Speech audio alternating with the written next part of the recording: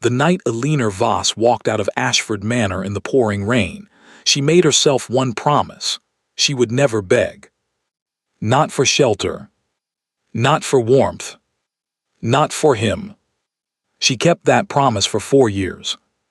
He spent every one of those years wishing she hadn't.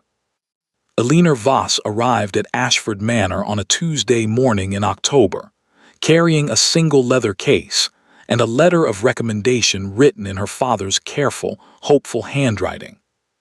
She was not a guest. She was never going to be a guest. The Dowager Duchess of Ashford, Margaret Pemberton, had hired her through a London agency to organize the estate's winter charity ball. The kind of grand, exhausting event that required someone meticulous, invisible, and most importantly, inexpensive. Elinor was all three. She had organized 4 such events in the past 2 years, each one more polished than the last, and she had learned something valuable about houses like Ashford along the way. The grander the entrance hall, the colder the people inside it. Ashford's entrance hall was very grand indeed. She was shown to a small room on the 2nd floor, not quite the servants' quarters, not quite a guest room. Somewhere in between, which told her everything she needed to know about how the Dowager Duchess saw her.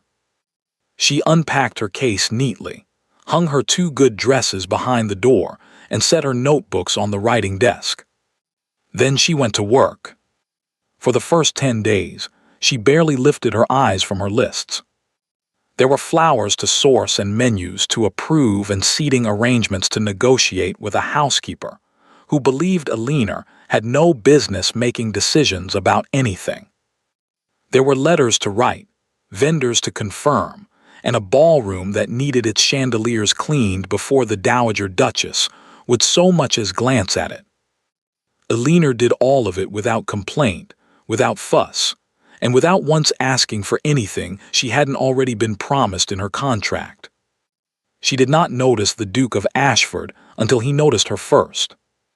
It happened on a Wednesday afternoon, 11 days after her arrival. Elinor was standing in the library. She had slipped in quietly to consult a county map for a question about the flower supplier's route, when the door opened behind her and a man walked in as though the room belonged to him. Which she realized a moment later, it did.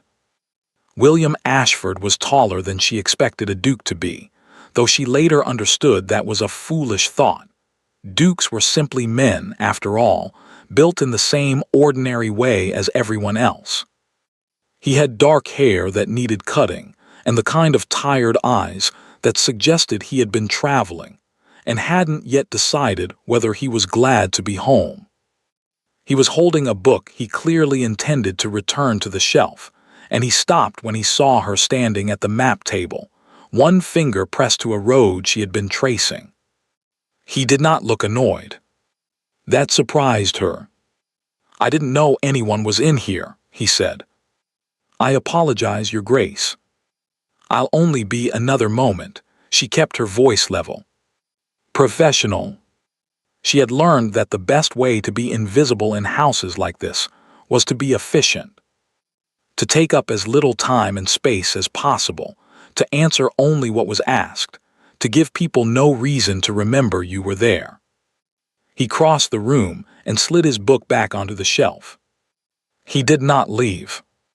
"You're the one organizing the ball," he said. It wasn't a question. "Yes, Your Grace." "Mrs. Hartley says you've already changed the seating plan 3 times. "Mrs. Hartley is correct." Elinor allowed herself a small, careful pause. "The 3rd arrangement is significantly better than the 1st. Something shifted at the corner of his mouth. Not quite a smile, but close. "I don't doubt it," he said. He left after that, and Elinor turned back to her map and told herself firmly that the brief exchange meant nothing at all. She was wrong, of course, but she didn't know that yet. Over the following 2 weeks, she saw him often.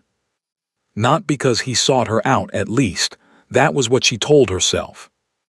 He simply moved through the house in the way that people do when it is entirely their own, unhurried and unannounced, and Alina moved through it in the way that working guests do, purposefully and quietly. Their paths crossed in corridors, in the morning room, twice on the east terrace, when Alina went out early to check on the delivery of the outdoor lanterns. Each time he spoke to her, not at length, not in any way that could be called improper.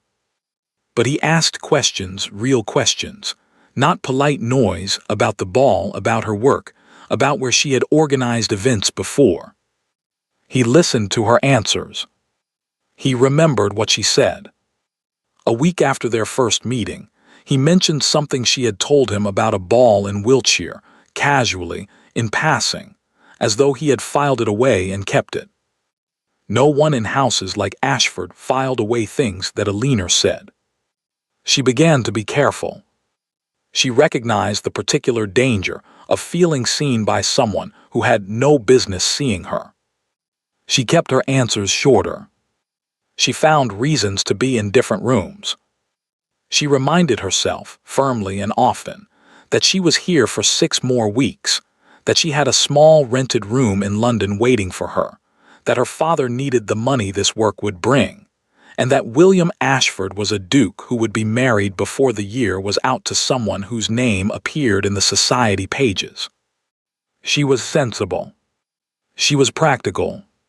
She was 23 years old, and she had never once in her life allowed herself the luxury of foolishness. And then one evening, she was in the library again. She had taken to working there after dinner because it was warm and quiet, and no one disturbed her, and William Ashford walked in and sat down in the chair across from her writing desk without being invited and said, "Tell me something true." Alina looked up from her notebook. "I beg your pardon." "Everyone in this house talks constantly," he said, "and no one says anything real. I've been home for 3 weeks. I'm already exhausted by it." He leaned back in the chair with the ease of a man who had clearly never had to wonder whether he was welcome anywhere. "You don't seem like someone who wastes words. So tell me something true." Alina looked at him for a moment. Then she said, "Your chandelier in the east wing has 3 broken crystals that your housekeeper hasn't noticed. If the Dowager Duchess sees them before the ball, she will blame me. I would appreciate it if you said nothing." He stared at her. Then he laughed a real laugh, sudden and unguarded, and Alina felt something shift in her chest that she immediately, firmly, pushed back down. "That's not the kind of true I meant," he said. "It's the only kind I have available at present, Your Grace." He looked at her for a long moment, still half smiling. "William," he said quietly. She said nothing. "My name," he said. "When there's no one else in the room." Alina looked back down at her notebook. She did not say his name that evening, but she thought about it on the way to her room, which was already more than she should have allowed. The Dowager Duchess of Ashford saw everything. This was something Alina should have understood sooner. Margaret Pemberton had spent 40 years managing a house, a title, and a son she considered her greatest achievement and her most demanding project, and she had not done so by missing things. She noticed the way William lingered in rooms where Alina happened to be working. She noticed the library, light burning later than it should. She noticed the particular quality of silence that fell over her son at dinner, when Alina's name came up in passing conversation. She waited. She was patient in the way that powerful women learn to be patient, not because they are unsure, but because they prefer to act at exactly the right moment. That moment came on a Thursday evening, 3 weeks before the ball. Alina was summoned to the Dowager Duchess's private sitting room at 8:30. She went without alarm. There were still decisions to be made about the event, and the Dowager Duchess often preferred to discuss them in the evenings. She brought her notebook. She sat in the chair she was directed to. She folded her hands and waited. The Dowager Duchess did not look at her notebook. "You are a vicar's daughter," she said. It was not a question. "Yes, Your Grace." "From a village in Shropshire with no family connections of any significance." "That is correct." The Dowager Duchess set down her teacup with a small, precise click. "Then I will be direct with you, Miss Voss, because I think you are an intelligent young woman, and I have no interest in wasting either of our time." She looked at Alina with eyes that were not unkind but were entirely without warmth. "My son is to be engaged to Lady Cecily Hargrove before Christmas. The arrangement has been in place for 2 years. The families are agreed. The only thing that remains is the formal announcement, which will be made at this ball." Alina said nothing. "He is fond of you," the Dowager Duchess continued. "I suspect you may be fond of him. I am not going to insult you by pretending otherwise, or by pretending that I don't understand why." She paused. "But fondness, Miss Voss, is not a foundation. It is a distraction. And you are a sensible girl, which means you already know this." Alina's hands were very still in her lap. "What William needs," the Dowager Duchess said, "is a wife who can stand beside him in every room in England without anyone raising an eyebrow. What he does not need," she held Alina's gaze without flinching, "is a vicar's daughter from Shropshire who organizes other people's parties for a living." The room was very quiet. "He asked me to send you away himself," the Dowager Duchess added. The words landed lightly, carefully, like something placed rather than thrown. He didn't want the conversation to happen in person. He thought it would be kinder. Alina looked at her hands. She thought about the library. She thought about "Tell me something true." She thought about the way he had said his name, quietly, as though it were something being offered. Then she thought about the word asterisk kinder, asterisk and what it meant, and what it didn't. "I see," she said. Her voice was perfectly level. "Your wages for the full 6 weeks will be paid regardless. I will ensure your reference is excellent." The Dowager Duchess nodded once, as though something had been agreed. "I trust you can be ready to leave in the morning." Alina stood. She smoothed her skirt. She picked up her notebook. "I'll leave tonight," she said. She packed in 20 minutes. She had arrived with one leather case, and she left with the same one, which made things simpler. She did not say goodbye to Mrs. Hartley or to any of the maids who had been cautiously kind to her.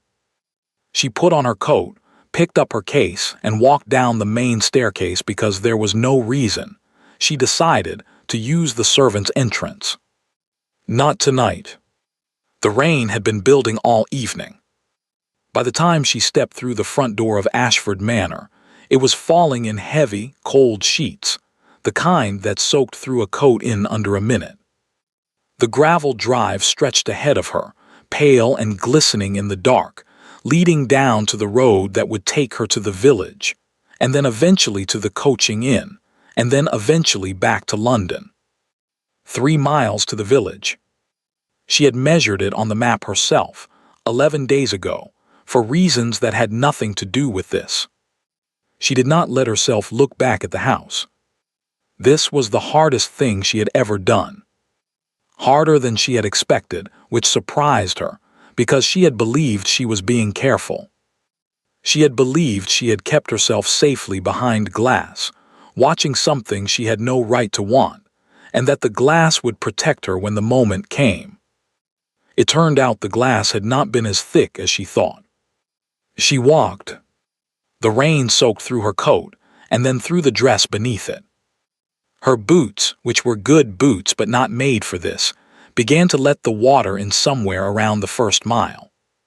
She did not slow down. She did not stop.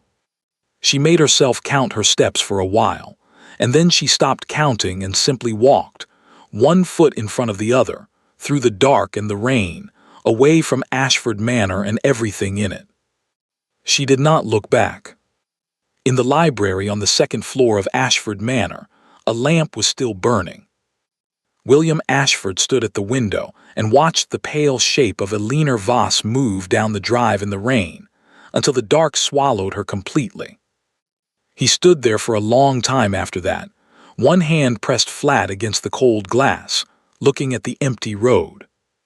He had not known his mother was going to do it tonight. He had not known his mother was going to do it at all. Not like this, not so quickly, not with that particular cruelty disguised as efficiency. He had known about Lady Cecily.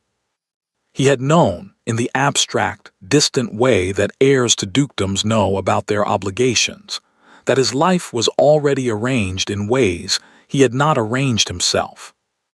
He had accepted this with the kind of quiet resignation that passed for maturity in houses like Ashford. But he had not known, until he stood at this window and watched Eleanor Voss walk away in the rain, how much he had been hoping for something else. He should go after her. The thought was immediate and clear and useless. He knew even as it formed that he wouldn't. Not because he didn't want to, but because what would he offer her if he did? His name. His house. He didn't have the right to offer those things to someone like Eleanor, not with Cecily's name already written into agreements he hadn't signed, but hadn't refused either. And Eleanor, who had looked at him as though she was always slightly surprised to find that he was worth looking at, Eleanor, deserved better than a man who watched from windows. He stayed there until the rain eased.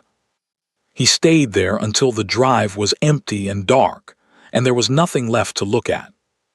Then he turned away from the window and walked out of the library, and did not sleep at all that night. Eleanor arrived in London on a Friday morning with wet boots, a ruined coat, and exactly 4 shillings and threepence in her purse.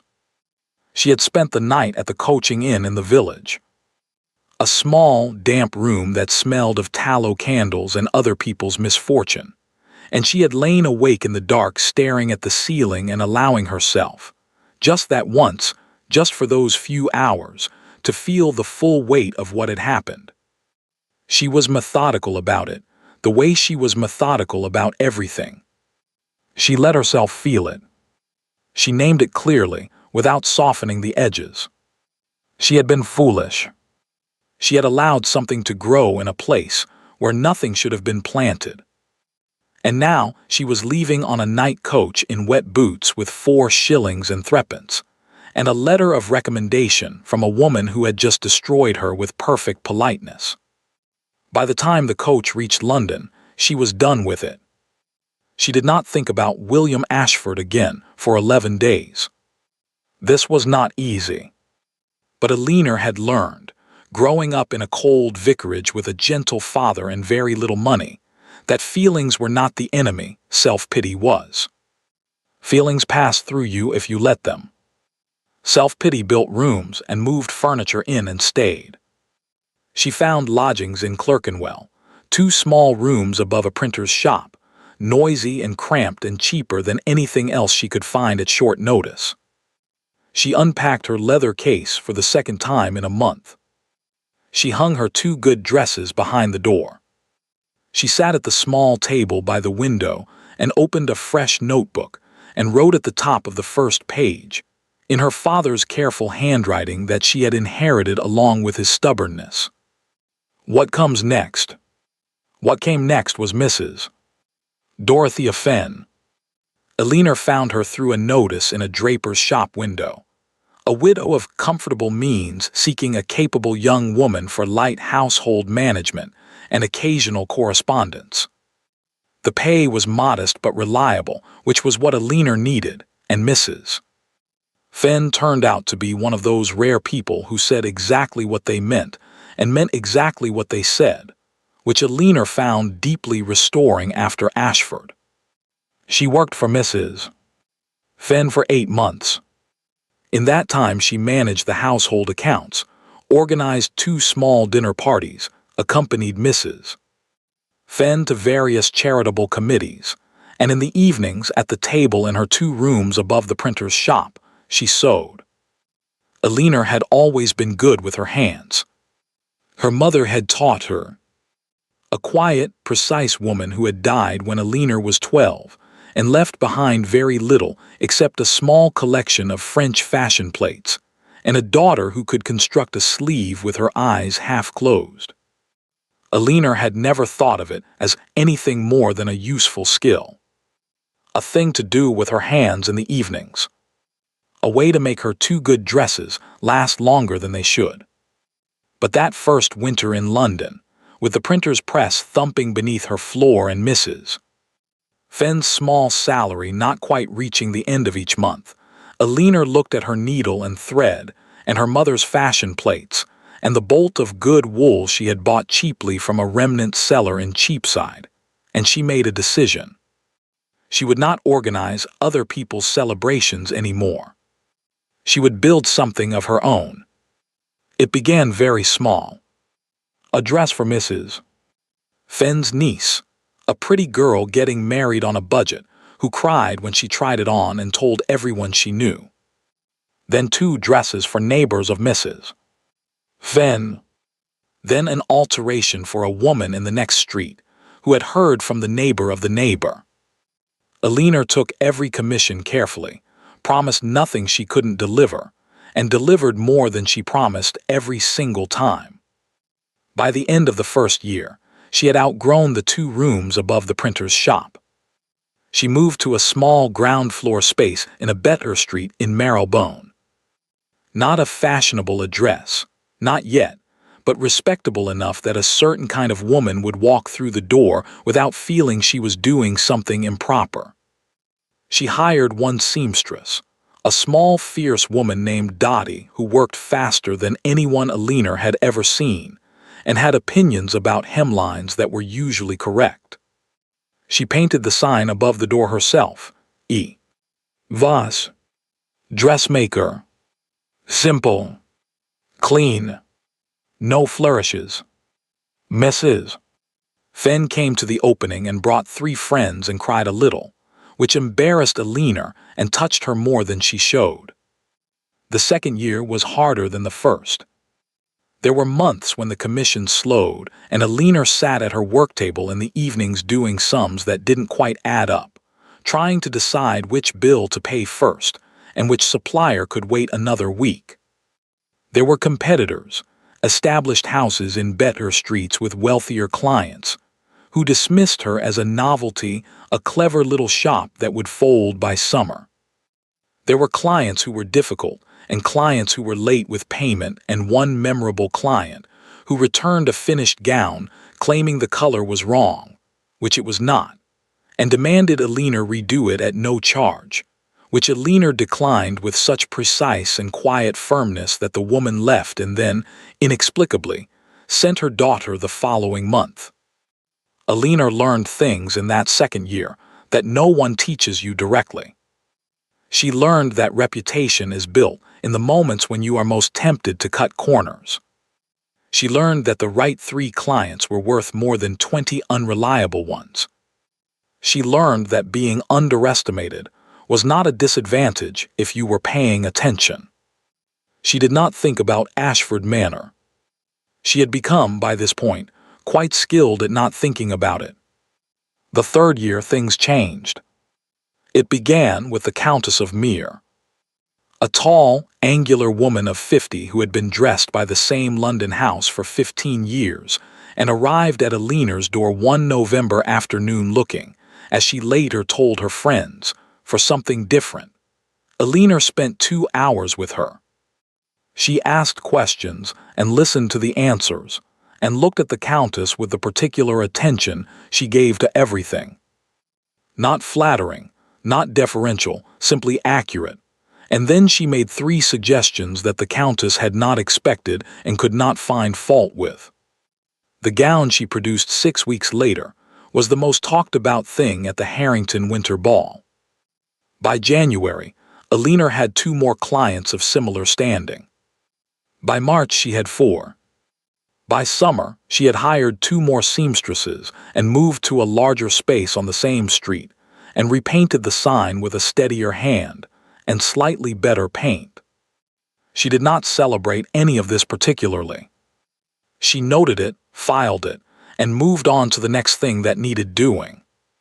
This was simply how she had always worked, forward and forward and forward again, with no time wasted looking back.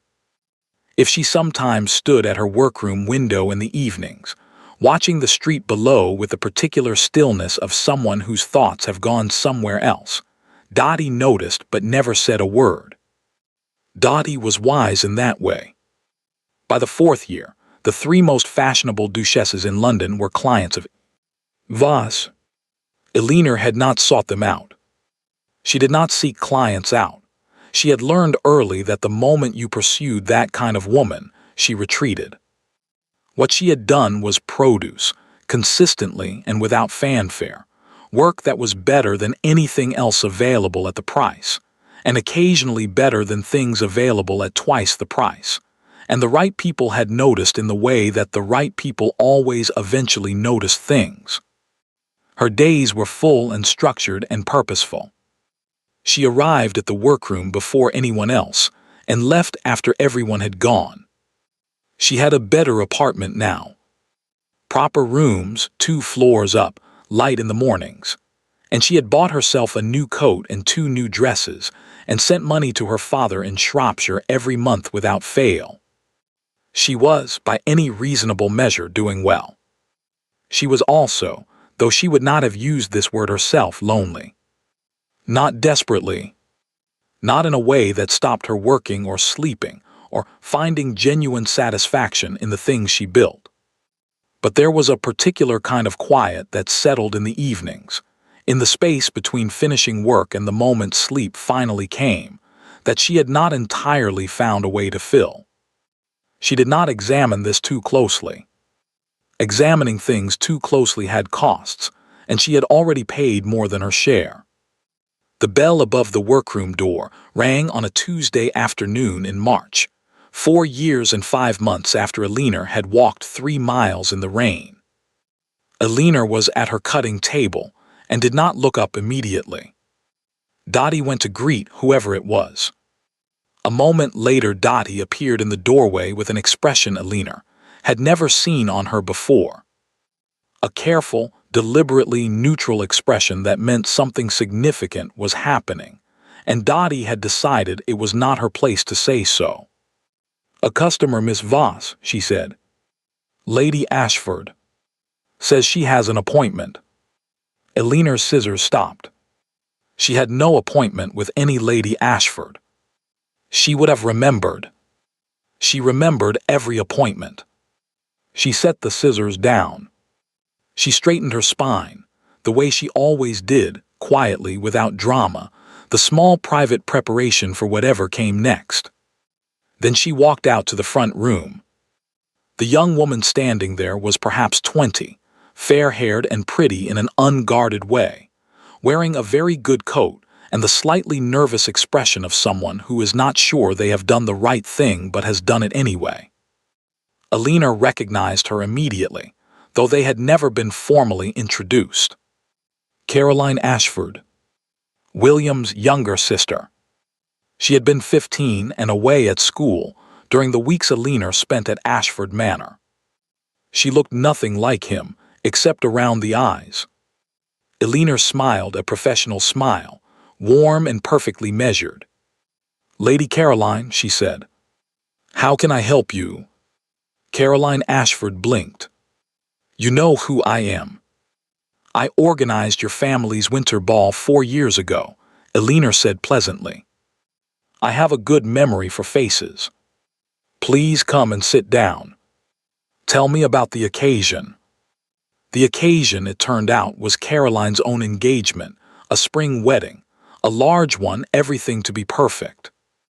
She wanted a gown that was modern without being startling, and her mother. Elinor noted the careful way Caroline did not quite finish that sentence. Her mother had strong opinions which Caroline was gently trying to work around. Elinor asked her questions. She listened. She made notes in her notebook with the same steady hand she used for everything. She gave Caroline her full and genuine attention because Caroline was a client and deserved it, and because focusing on the work was the only way Alina knew to keep the rest of it. The rushing, inconvenient, 4 years buried rest of it, safely behind the glass where it belonged. They were discussing fabric when Caroline went quiet for a moment. Alina continued writing. "He never married her in his heart, you know," Caroline said. Her voice was careful, gentle even, like someone setting something down rather than throwing it. Alina did not look up from her notebook. "Lady Cecily," she said, in the same tone she might have used to confirm a delivery date. Yes, a pause. He was kind to her. He was always kind. But it wasn't. Caroline stopped. "I probably shouldn't say any of this." "No," Alina agreed quietly. "Probably not." Silence. Then Alina set her pen down and looked at Caroline Ashford directly. Not unkindly, but clearly. "The ivory silk," she said, "with the cream overlay. I think it will suit you better than the white. Shall I show you a sample?" Caroline looked at her for a moment, searching, uncertain, and then nodded. Alina stood and went to the shelves and did not let her hands tremble, which took some effort, but not as much as she would have expected. She was, after all, 4 years of practice at this by now. Caroline left an hour later with a commission agreed and a follow-up appointment scheduled. Alina stood at the workroom window and watched her carriage pull away down the street. Dottie appeared silently at her elbow. "Will you be all right?" Dottie asked. "Cut the new muslin," Alina said. "We have the Harrington alteration due Thursday, and we're behind." Dottie looked at her for a moment. "Right," she said, and went to cut the muslin. Alina stayed at the window another minute. Outside, the street was ordinary, a Tuesday afternoon in March, carts and pedestrians, and a thin gray sky threatening rain. She thought about what Caroline had said. She turned it over, examined it, set it down. Then she picked up her scissors and went back to work. She had not come this far by standing at windows.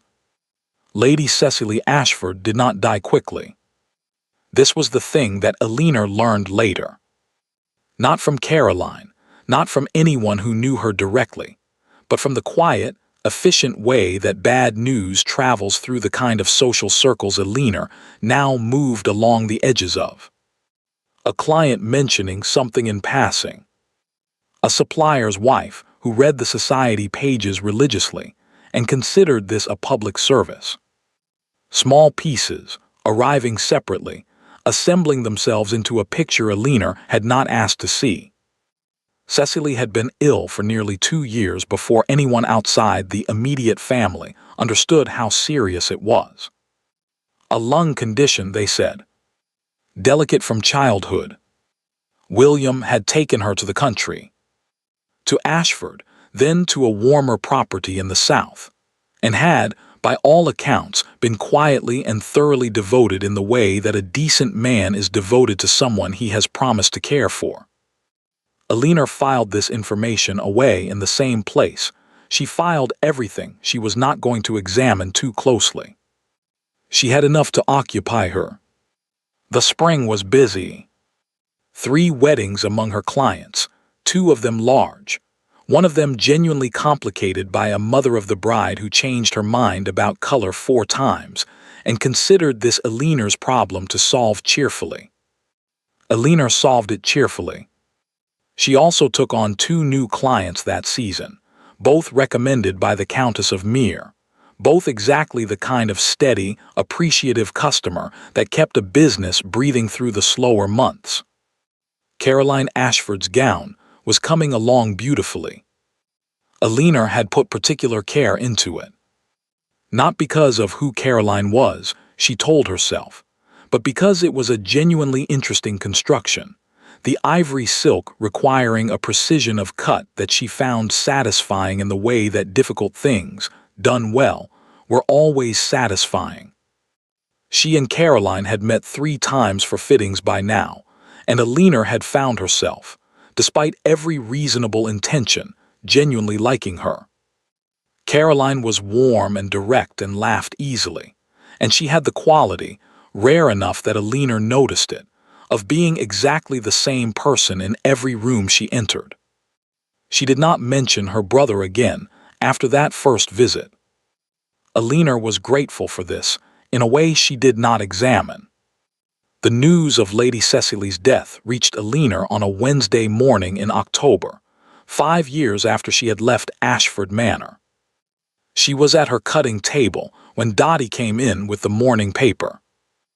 Dottie had taken to doing this since Alina had mentioned once, casually, that she liked to know what was happening in the world. Dottie set it on the corner of the table without comment, which was how she always left it, and went back to her work.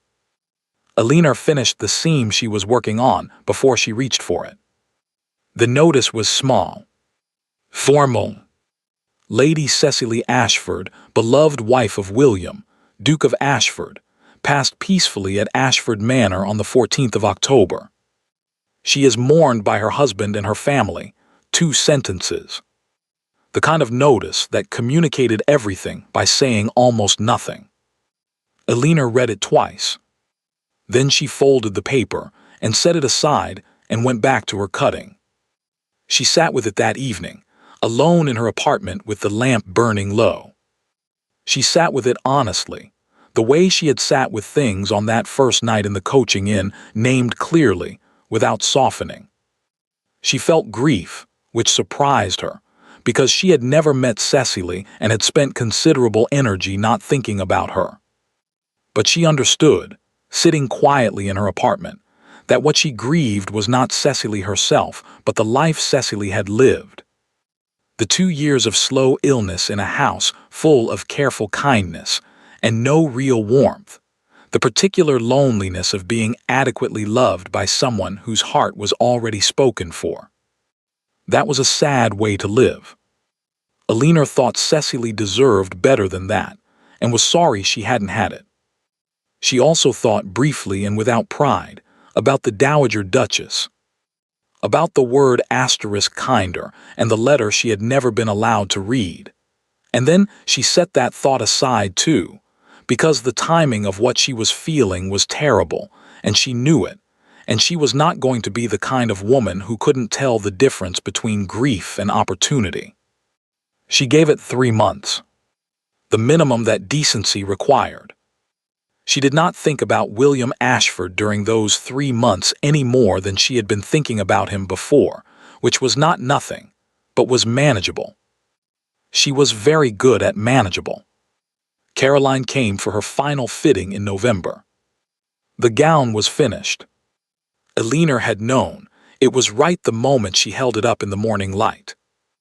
The ivory silk moving the way good silk moves, the overlay catching and releasing the light with every shift of the body, the whole thing constructed with the kind of invisible precision that looked effortless because of how much effort it had required.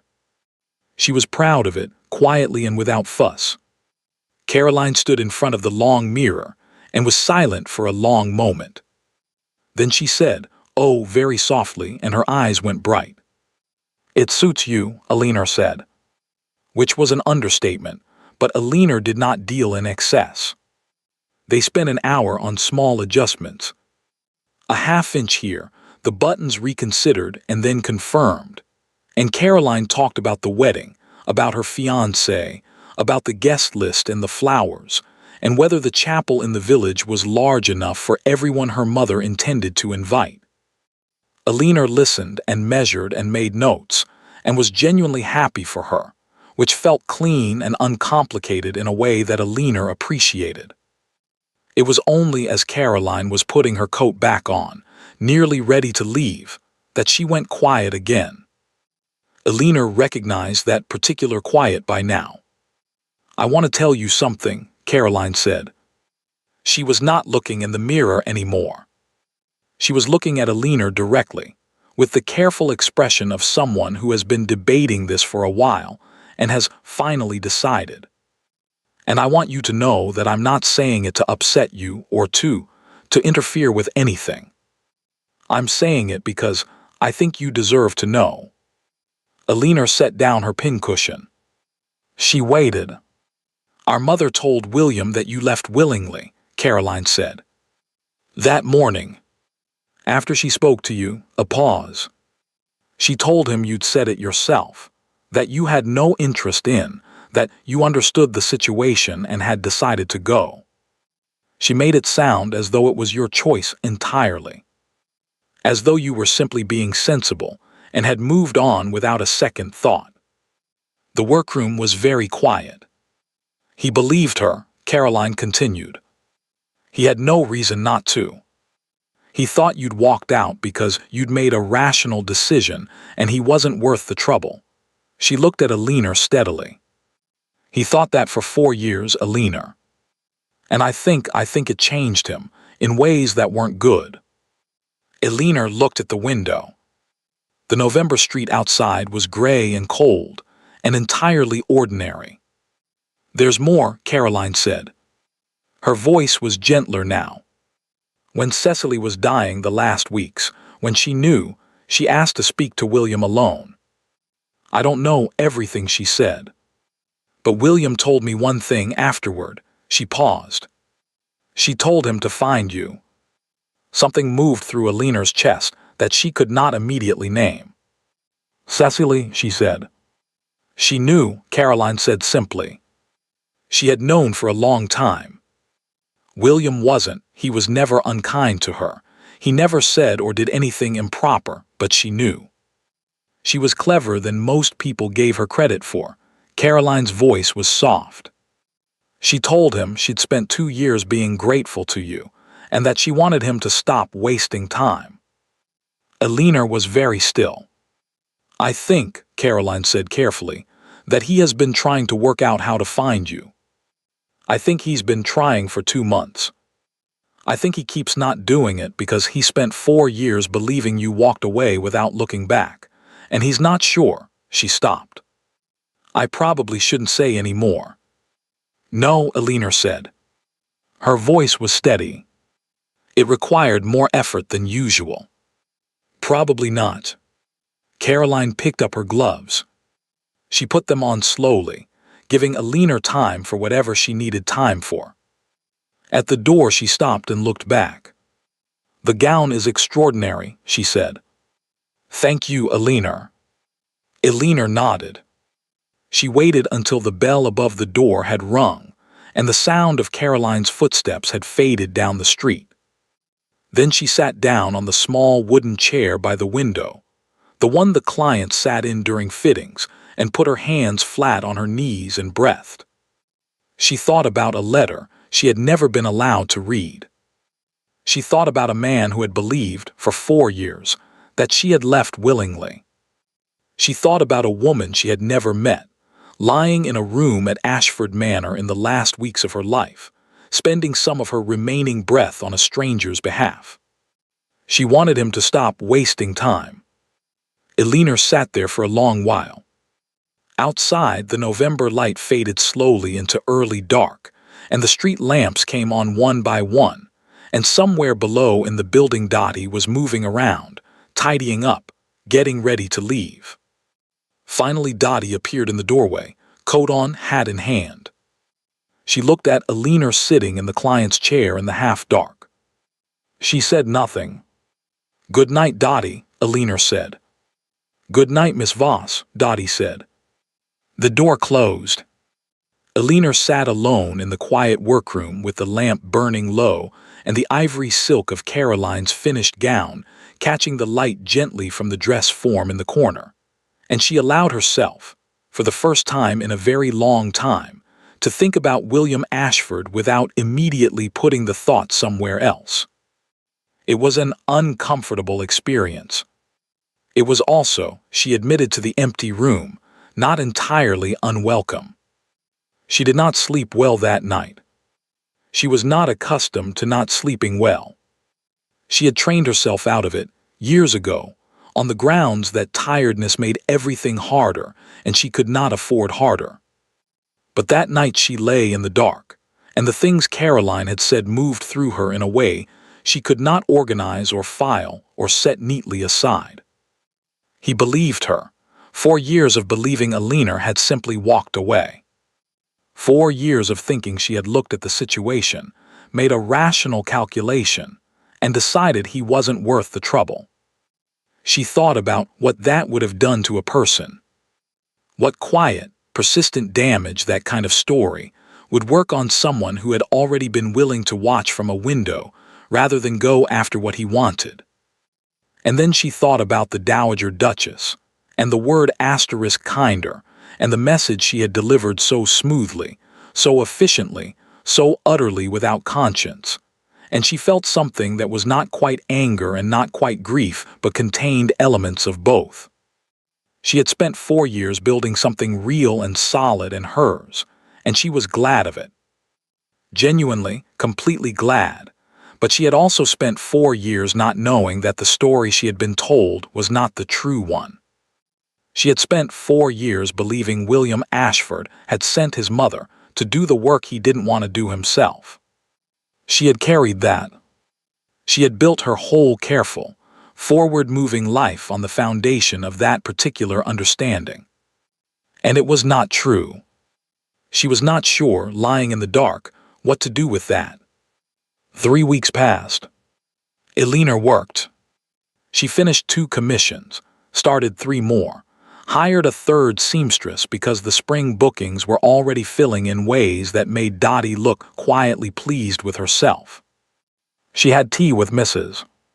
Fenn, who was getting older now but still sharp, and who looked at Alina over the rim of her cup, with the particular expression she used when she knew something was different and was waiting to be told. Alina did not tell her. She was waiting, she realized. Not passively. Alina did not do anything passively, but waiting in the way that a person waits when they are not sure what the next step should be, and they need to be sure before they take it.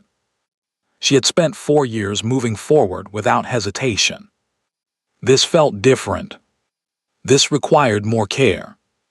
She was still deliberating, on a Tuesday afternoon in the last week of November, when the bell above the workroom door rang and Dottie went out front and came back wearing the careful, neutral expression that Alina now recognized immediately. "A caller, Miss Voss," Dottie said. Alina looked up from her work. "He didn't give his name," Dottie said. "But he said to tell you," she paused, and something almost imperceptible moved across her face. "He said to tell you he's very bad at letters."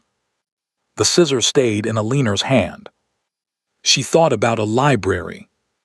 She thought about tell me something true. She thought about a window and rain and 3 miles of dark road, and a man who had stood watching until the dark took her, and had believed for 4 years that she hadn't looked back because she hadn't wanted to. She set the scissors down. She straightened her spine. She walked out to the front room. He looked different. That was Alina's first thought, and she recognized immediately that it was not a useful thought, so she set it aside and looked at him plainly, the way she looked at everything. Clearly, without embellishment. He was older, which was only reasonable since they both were. There were lines at the corners of his eyes that hadn't been there before, and something in his bearing that was quieter than she remembered. Less the ease of a man who has never had to wonder whether he is welcome, more the careful stillness of someone who has learned that certainty is not guaranteed.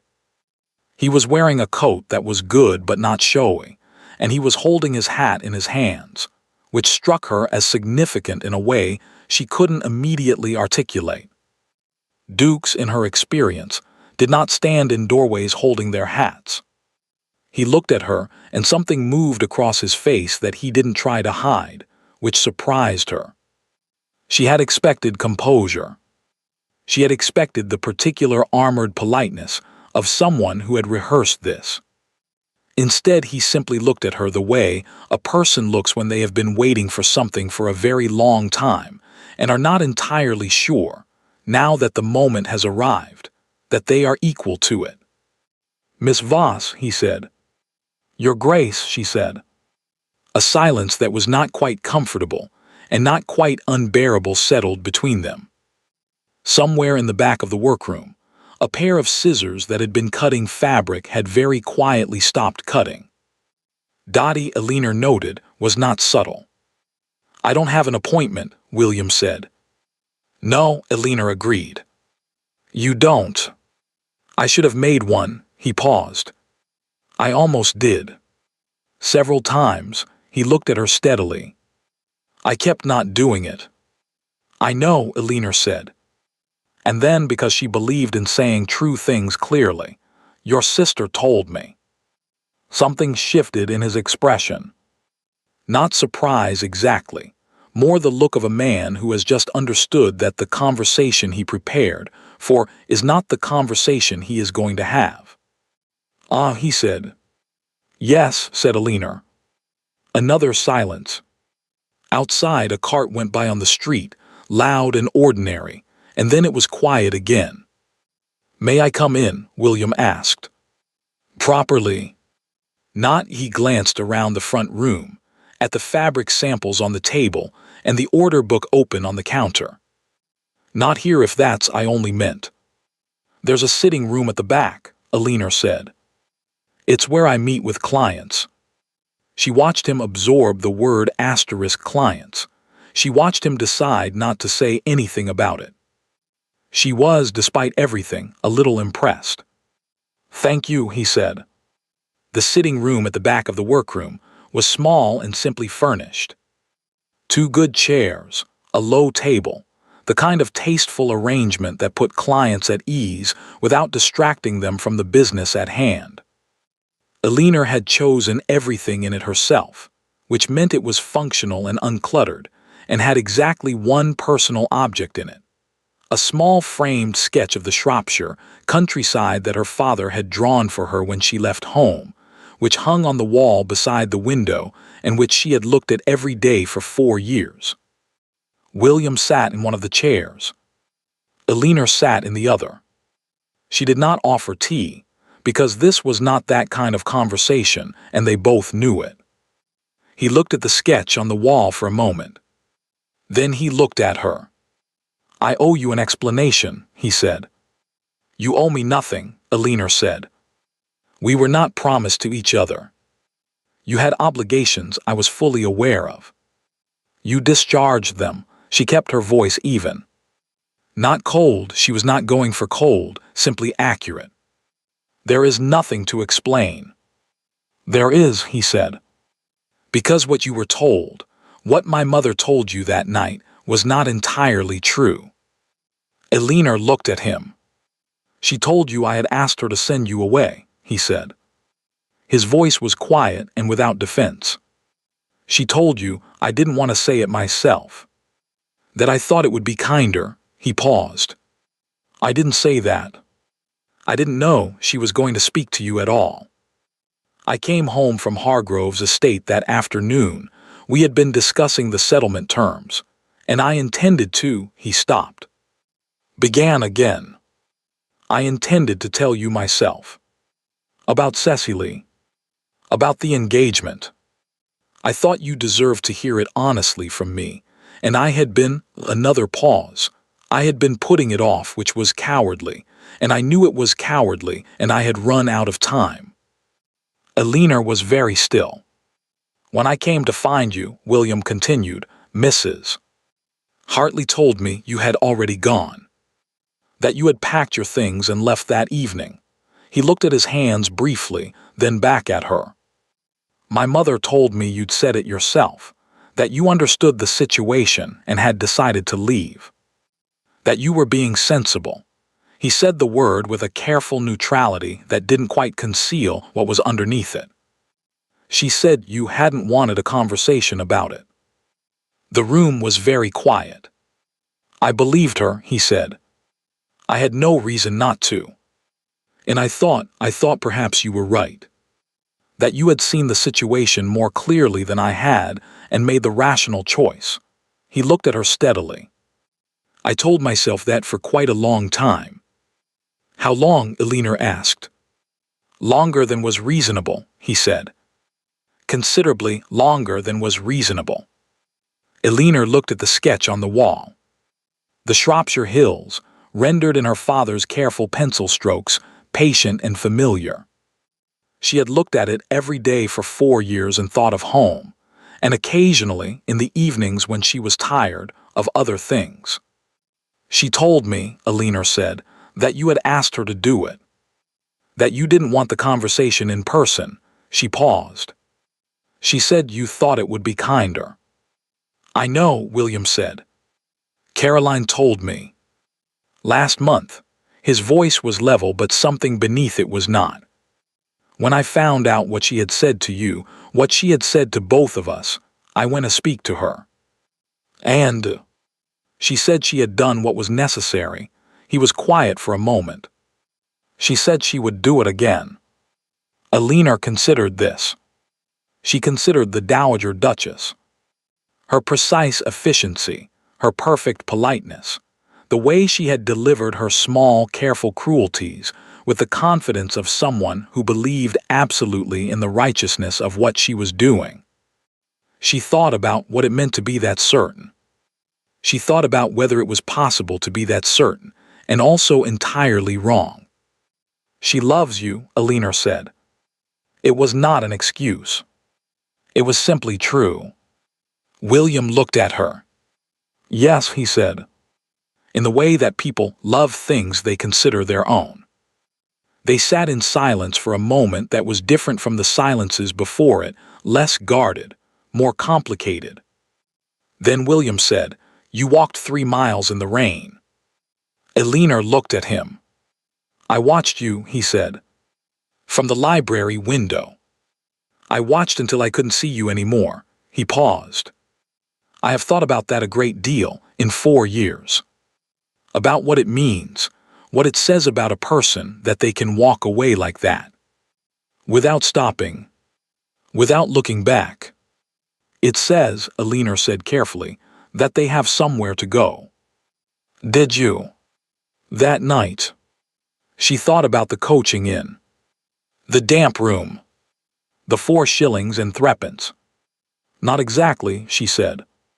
But I was going too.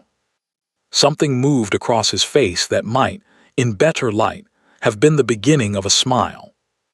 I don't doubt it, he said. Elinor felt something shift in her chest. The same thing that had shifted 4 years ago in the library, which she had pushed down then with considerably more success than she was managing now. She recognized it this time for what it was. She had always known what it was. She had simply been, for 4 years, in no position to do anything about it. She was not entirely sure she was in a position now either. Your Grace, she said.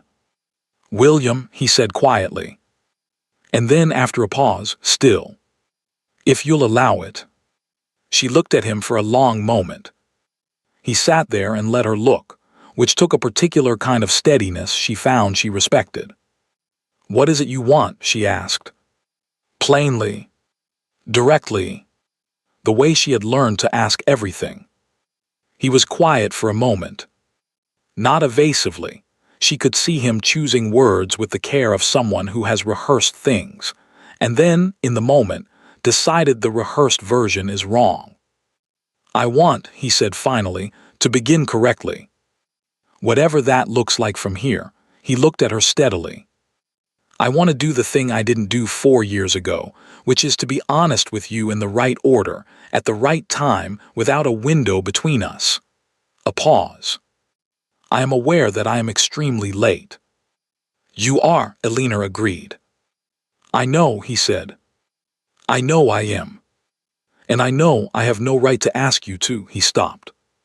Began again. I'm not asking you for anything today. I only came to say what should have been said.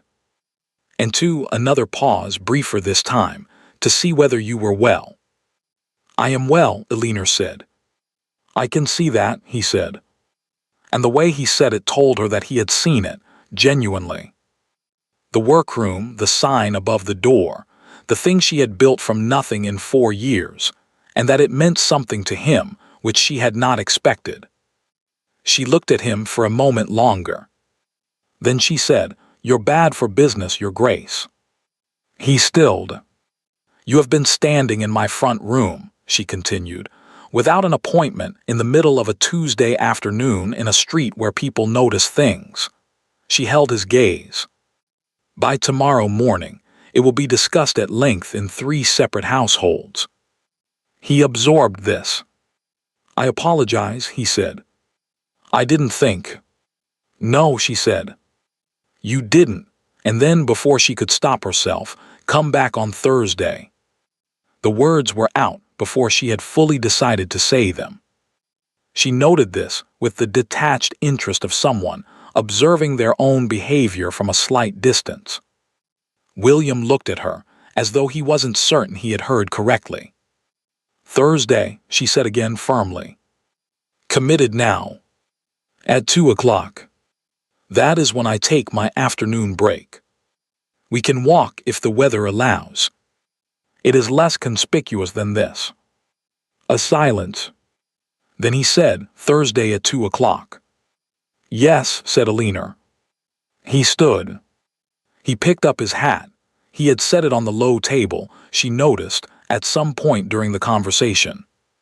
He looked at her with the expression of a man who has more to say and has decided, wisely, that this is not the moment. "Thank you," he said. "Don't thank me yet," Alina said. "I haven't decided anything." "I know," he said.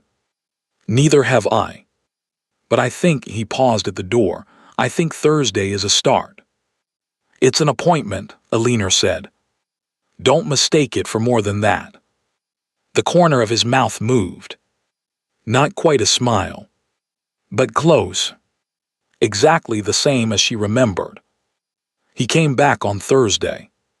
He came back the Thursday after that, and the one after that. And by the 4th Thursday, Alina had stopped pretending to herself that she was still deciding anything, though she continued to give no outward indication of this because she was Alina Voss, and she had not spent 4 years building something solid out of nothing to become careless now. They walked when the weather allowed. Along the better streets near the workroom, a perfectly respectable distance between them, the kind of walks that could be explained as professional acquaintance if anyone asked, though no one did. When the weather did not allow, they sat in the small back room with tea that Alina had begun providing, because it was November and the pretense of formality had its limits. He told her things. She told him things. They were careful with each other in the way that people are careful when they know that what they are handling is breakable and worth the care. He told her about the years of the marriage, honestly, without self-pity, without asking for absolution. He told her about Cecily's illness, about the last months, about the conversation at the end. He told her what Cecily had whispered, and Alina sat with it quietly and felt, again, that complicated grief for a woman she had never met who had spent her last breath on someone else's behalf. Alina told him about London, about Mrs. Fenn and Dottie, and the bolt of wool in Cheapside, and the first winter, and the Countess of Mere, and the 3 duchesses, and the sign she had painted herself with steadier hands the second time.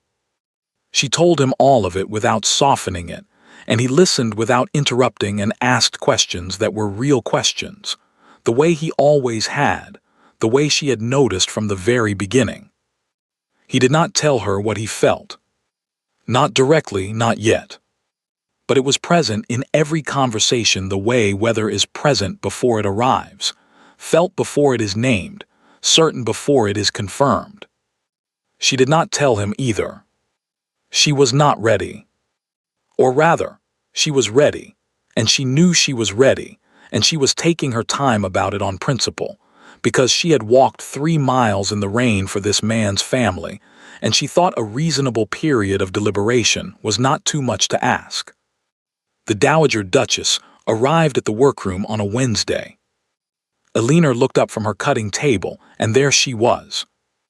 Margaret Pemberton, Dowager Duchess of Ashford, standing in the front room in a coat that had cost more than Elinor's first month's rent, looking around the workroom with the careful eyes of a woman who misses nothing and is not bothering to hide the fact that she is assessing everything she sees. She was older, smaller than Elinor remembered, which surprised her, though she understood immediately that this was an optical illusion created by memory. The woman had not shrunk, Elinor had simply grown. Dottie was standing very still near the shelves, with the expression of someone prepared to intervene, if necessary and uncertain what that would look like. "Miss Voss," the Dowager Duchess said. "Your Grace," Elinor said. She set down her scissors. She did not move from behind the cutting table, which put a solid piece of furniture between them, which was not an accident. The Dowager Duchess looked at her. Elinor looked back. "I understand my son has been calling on you," she said. "He has," Elinor said. "On Thursdays. By appointment." A pause. "I see." The Dowager Duchess moved slightly, not quite a step forward, more the adjustment of someone deciding where to stand for an important conversation. "I want to be direct with you, Miss Voss. As I was before." "You were direct with me before," Elinor said pleasantly. "You told me your son had asked you to send me away." That was not entirely direct. The room went very still. Something moved across the Dowager Duchess's face. Not shame, Elinor thought, not quite, something more complicated than that. The expression of a person who has always believed that the ends justify the method, confronting the possibility that other people are not obliged to agree. "I did what was necessary," she said. Her voice was steady. "I stand by that." "I know you do," Elinor said. "I'm not asking you not to." She looked at the older woman clearly, without anger and without warmth. "You protected what you valued. I understand that. I have spent 4 years learning to do the same." She paused. "What I will not do, not again, is pretend that what happened was something other than what it was. You lied to me, and you lied to your son, and the consequences of that are something we are all still navigating." Silence. "He is a duke," the Dowager Duchess said. "You are." "I am a woman who built something from nothing," Elinor said. Quietly, without heat. Without help, without connections, without anyone opening doors for me. I am someone your son, 3 closest friends' wives trust entirely. I am someone who walked 3 miles in the rain and arrived somewhere worth arriving. She held the older woman's gaze. I am not the same person you sent away. And I would ask you to look again before you finish that sentence. A very long silence. The Dowager Duchess looked at her. Elinor did not look away. Then the older woman looked around the workroom again, slowly this time, differently than before. At the seamstresses bent over their work. At the order books on the counter. At the sign above the door, visible through the window. At Elinor herself, standing behind her cutting table with her hands steady and her spine straight, and absolutely no inclination to beg for anything. "William will do as he chooses," the Dowager Duchess said finally. Her voice had changed slightly. Not softened, that was too strong a word. But shifted, the way a position shifts when the person holding it has encountered something they were not entirely prepared for. "He always has." "Yes," Elinor said. "I know." A pause. "The Marchioness of Everleigh," the Dowager Duchess said, "is looking for someone to make her daughter's court presentation gown. I told her I would pass along a recommendation. She looked at Alina with eyes that were not warm and not unkind, and were, Alina thought, doing some kind of work that she hadn't decided to name yet. If you are interested. Alina held her gaze for a moment. I would need the measurements by the end of the month, she said. And a confirmed date. I don't hold commissions on speculation. The Dowager Duchess nodded once. Precisely. The way she had nodded in that sitting room 5 years ago, when she thought something had been agreed. This time, Alina thought, something actually had. She told William about the visit on Thursday. He went very still, and then he exhaled, and then he said something under his breath that was not quite a word and entirely an opinion. She sent you a client, Alina said. Did she? He said. Not a question. She did. Alina looked at him. I think that may be the closest she is capable of getting to an apology. William was quiet for a moment. Probably, he said. Yes, he looked at Alina. How do you feel about that? Alina considered. Outside, the December street was cold and bright, their breath visible in the air, the walk today brisker than usual because it was that kind of day. I feel, she said carefully, that it is enough. For now, she paused. I'm not in the business of requiring people to be more than they are. Only of requiring them to be honest about what that is. William looked at her for a long moment. They had stopped walking, she noticed. They were standing on the pavement in the December cold, and neither of them had acknowledged stopping. Alina, he said. And that was all he said, just her name, but the way he said it. Quietly, as though it were something that had been his for a long time, and he was finally saying so, made the 4 years fold up somehow cleanly, like something that had happened, and was now simply the distance between then and here. She looked up at him. Don't say anything you'll need to take back, she said. But her voice was not as steady as she intended. I'm not going to take it back, he said. I have had 4 years to consider it, and I am not going to take it back. He looked at her with the careful, open expression she had first seen in the library. The one that had no armor in it. I am in love with you.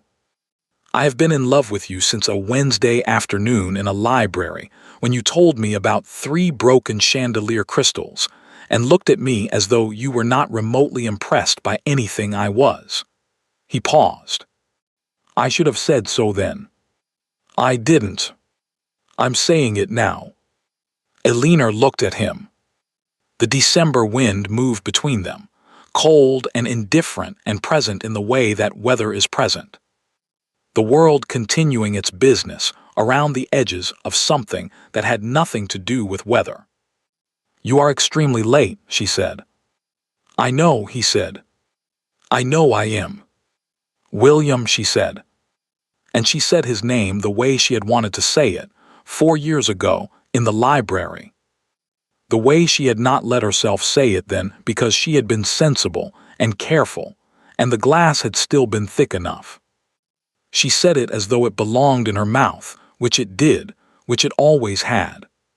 He looked at her, waiting, still holding everything back by some effort of will she could see clearly and found, despite herself, deeply endearing.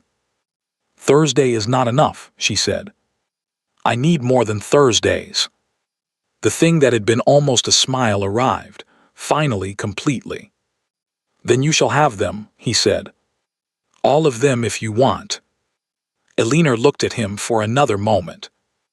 At this man who had watched from a window and believed the wrong story for 4 years and come back anyway, hat in hand, bad at letters, asking for nothing, offering everything, and she thought about the 3 miles, and the rain and the coaching in and Clerkenwell and the bolt of wool and Dotty and the sign she had painted twice, and her father's handwriting at the top of a blank page.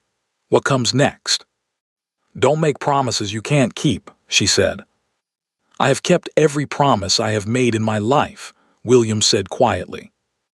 I simply haven't made enough of them. Eleanor looked at the December sky. Then she looked at him. "Walk me back," she said. "I have work to finish." He offered his arm. She took it. They walked back through the cold, bright street. Not rushed, not slow. The right pace for two people who have figured out the direction and are no longer in any particular hurry to prove it. And Eleanor kept her hand on his arm and did not think about the 3 miles. She thought about Thursday. She thought about what came next.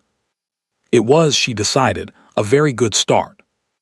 1 year later, Eleanor woke early, as she always did. This had not changed.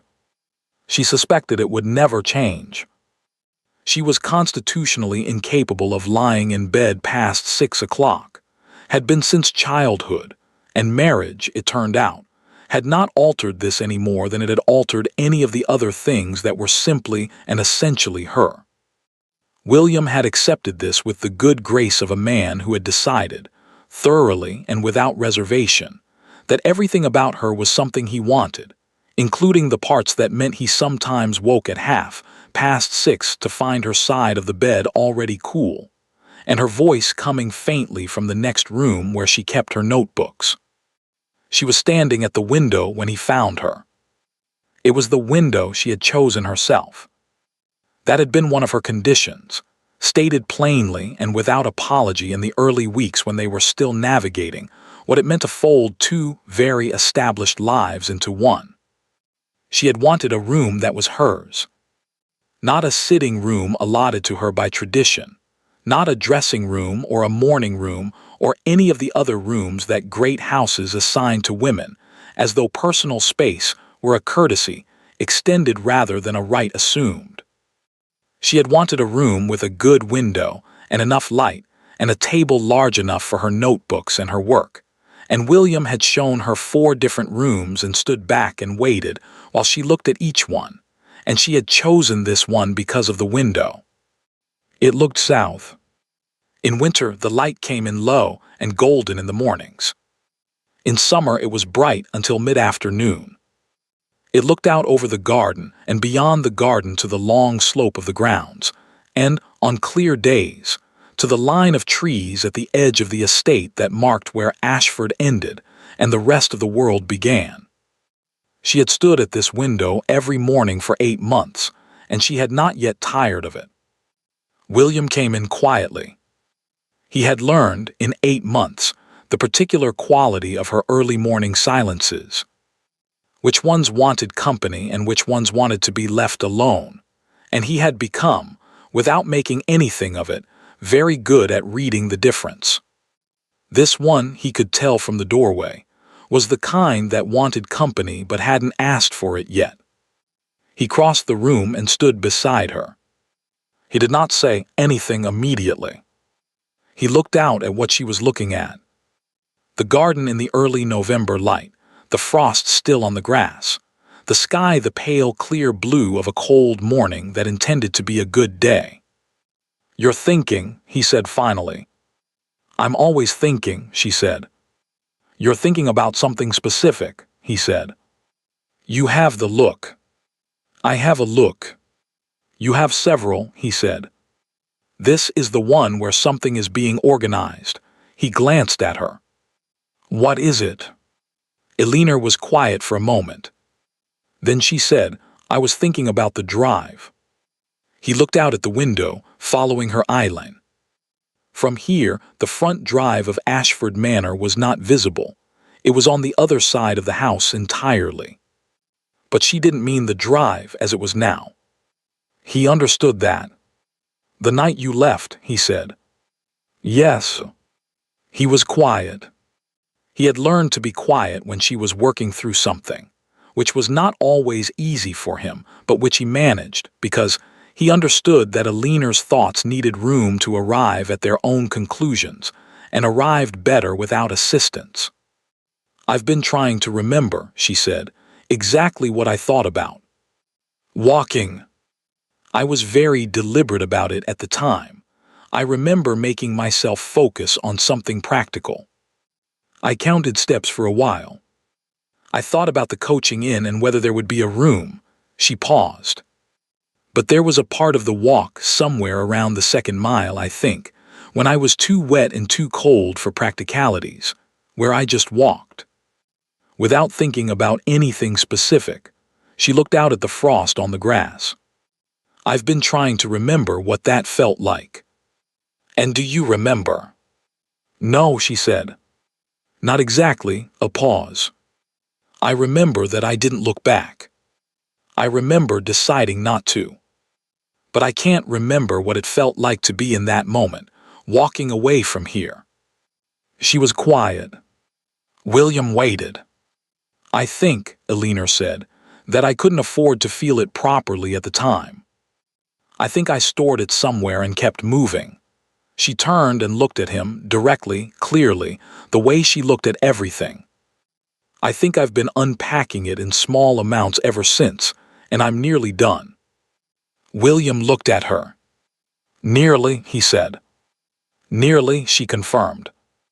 I'll let you know when I'm finished. He held her gaze for a moment. Take all the time you need, he said. I know, she said. That's partly why I'm nearly done. Breakfast at Ashford Manor was a negotiated arrangement. William had grown up with the full formal production. Sideboard loaded from 7, everyone expected to appear dressed and ready for the day. Conversation conducted at a volume appropriate to the size of the room, which was a very large room. Eleanor had grown up with her father eating toast over a book at a small kitchen table, an occasional comfortable silence. They had arrived, after some discussion and one genuinely funny disagreement that neither of them had expected to find funny in the moment, at a compromise. A small table in the morning room, 2 places only, food brought rather than displayed, conversation optional. Mrs. Hartley, who had navigated the new Duchess's arrival with impressive adaptability, considering, had adjusted without complaint, which Eleanor respected. Caroline was visiting this week, which meant breakfast was louder than usual. She arrived at the table already talking. Something about the new curate in the village, and whether his horse was actually lame or whether this was a strategy to be driven places, and kissed Eleanor on the cheek, and helped herself to toast and continued talking without any of this interrupting anything, which was entirely characteristic. Eleanor watched her with the particular fondness she had arrived at for Caroline, genuine, uncomplicated, the kind that had developed so naturally she had barely noticed it forming. Caroline had a quality that Eleanor had come to value enormously. She was exactly the same in every room. She had been the same in the workroom on Marylebone, nervous and trying not to show it, as she was here at her brother's breakfast table. There was no gap between the public and private versions of her. Eleanor, who had spent years learning to read the gaps in people, found this restful in a way she couldn't entirely explain. You're not listening, Caroline said cheerfully, to no one in particular. I heard the curate, William said. And the horse. And, Caroline said. And I have no opinion about either. Caroline looked at Eleanor. He's been like this all morning, Eleanor said, with the tone of someone who is entirely used to it and not remotely bothered. I have been perfectly communicative, William said. You said good morning, and then you looked at the window for 4 minutes, Eleanor said. I was thinking. So was I. I did it more efficiently. Caroline looked between them with the expression she always wore during these exchanges. A slightly wondering delight, like someone watching a species of animal they had heard about but never expected to see in person.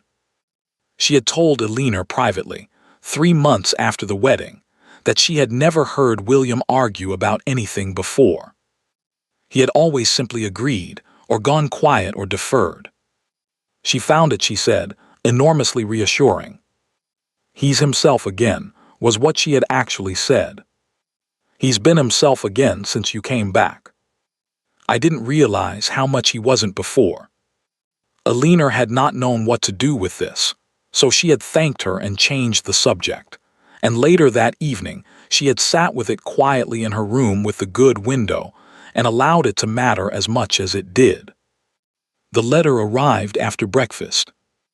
Alina recognized the handwriting on the envelope immediately.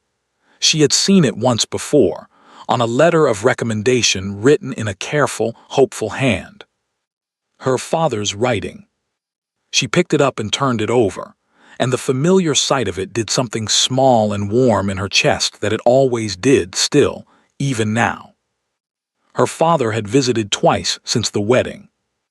The first time he had been so overwhelmed by Ashford Manor that he had spent the first evening very quietly looking at things and saying very little, which was unlike him.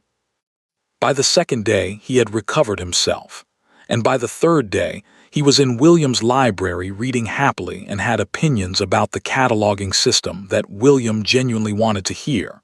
And Alina had stood in the doorway watching them talk and felt something so complete and uncomplicated that she hadn't had a word for it at the time. She had the word now. It was settled. She felt settled. She opened the letter. Her father was well. The new curate. Apparently the lame horse was a universal topic in the county. Was adequate, but no one would be mistaking him for Reverend Alsop, who had retired last spring. He had been to see the Hendersons, who sent their regards.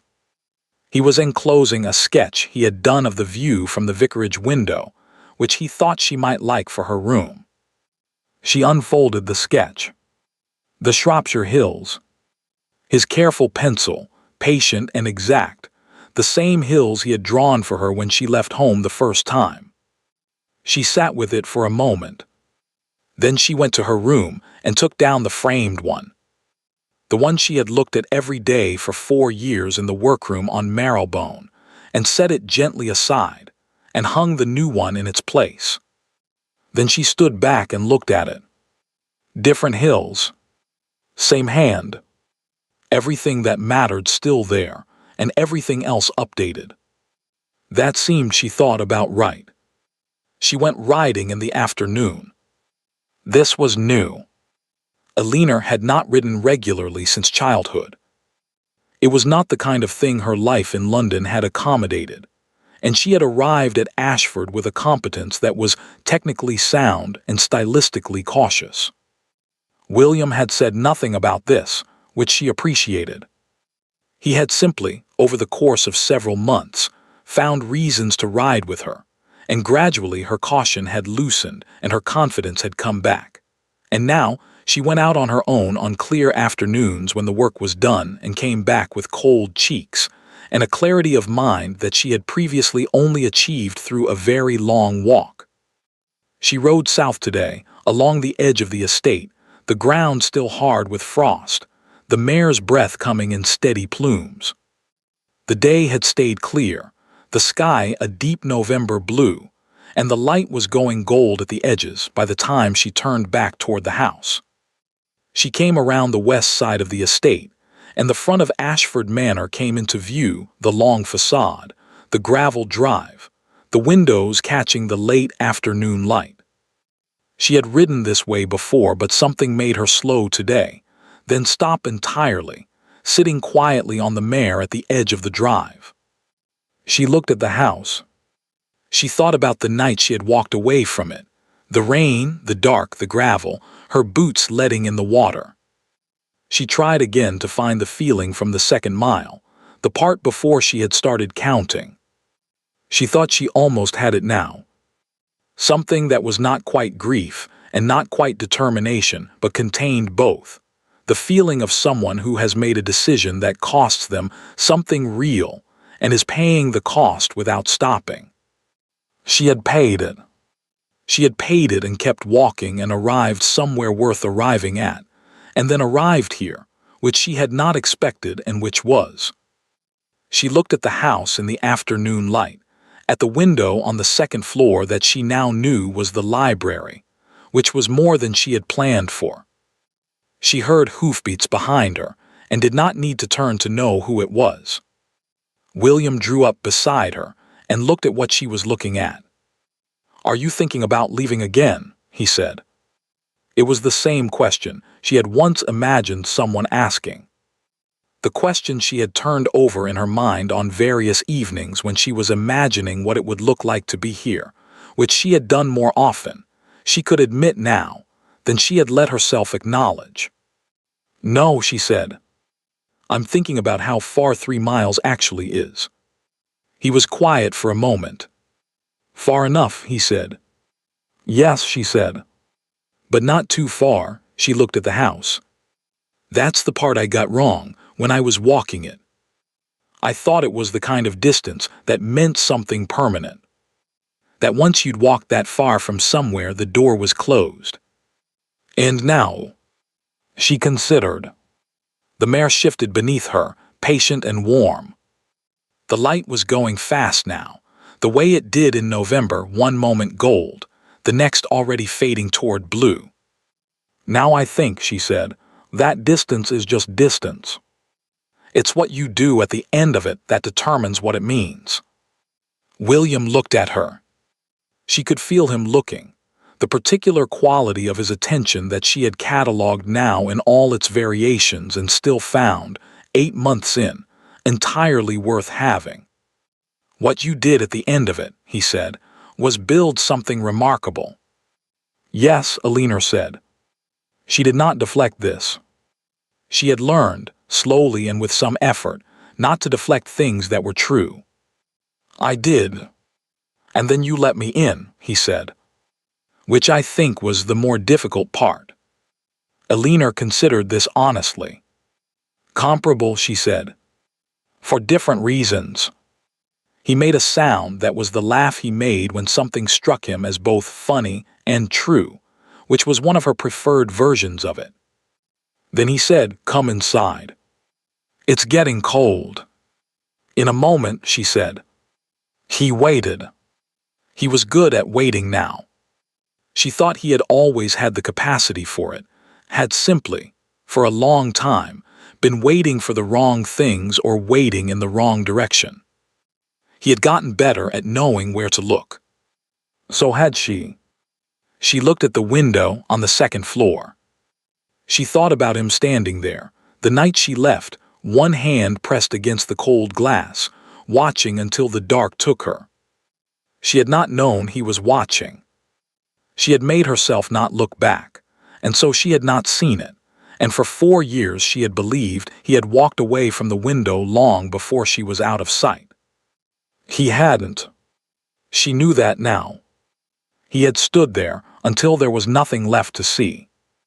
She thought about all the things they had each carried, alone, through 4 years that hadn't needed to be as long as they were.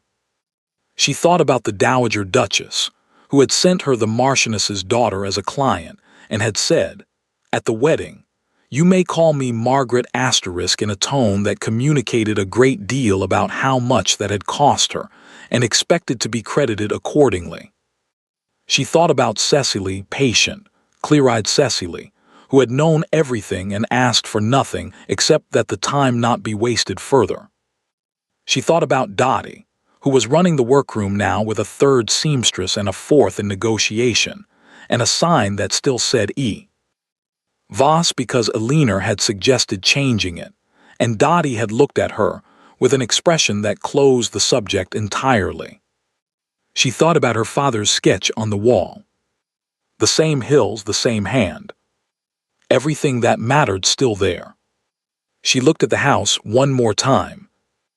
At all its windows lit against the coming dark, at the gravel drive she had walked down in the rain, at the library window on the 2nd floor, and she felt, quietly and completely, the last of it settle. The 3 miles. The coaching in. The 4 shillings and 3pence. Clerkenwell. The bolt of wool. The sign painted twice. The Thursdays. All of it. The full distance from that night to this one, laid out behind her like a road she had walked in one direction, and could now simply see, clearly and without flinching, from the other end. It was, she thought, a very long way. It was also, she thought, exactly the right length. She turned the mare toward the house. "All right," she said to William, who had been waiting. "Let's go in." They rode up the drive together in the last of the afternoon light, unhurried, side by side, the house growing larger ahead of them with every step, and Alina did not look back. She had somewhere to go. Thank you for staying until the end. Write the city you're watching from in the comments. I read them all. If you enjoyed the story, leave a like and don't forget to subscribe so you don't miss the next one.